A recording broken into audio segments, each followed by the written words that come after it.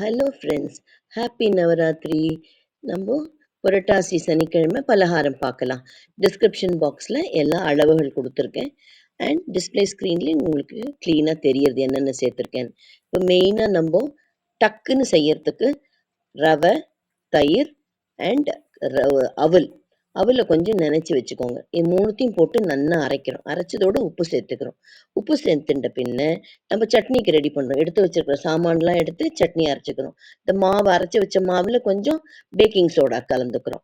கலந்து நல்லா அதை ஒரு ஒரு பீட் பண்ணி வச்சுக்கிறோம். இப்போ தவாவை நல்லா தன நல்லா காய வச்சுக்கிறோம் ஃபுல் ஃப்ளேமில். இப்போ அதை ஊற்றுறோம். ஊற்றினா விட்டு நல்லா கொஞ்சமாக எண்ணெயை விட்டு உடனே ஃப்ளேமை சின்னது பண்ணிக்கணும். ஒரு பக்கம் வெந்தா போதும். நல்லா பார்த்தீங்கன்னா முத்து முத்து முத்தா அழகான பன் தோசை நமக்கு இன்ஸ்டண்ட்டாக ரெடி ஆயிடுத்து. வாங்க சாப்பிடலாம்.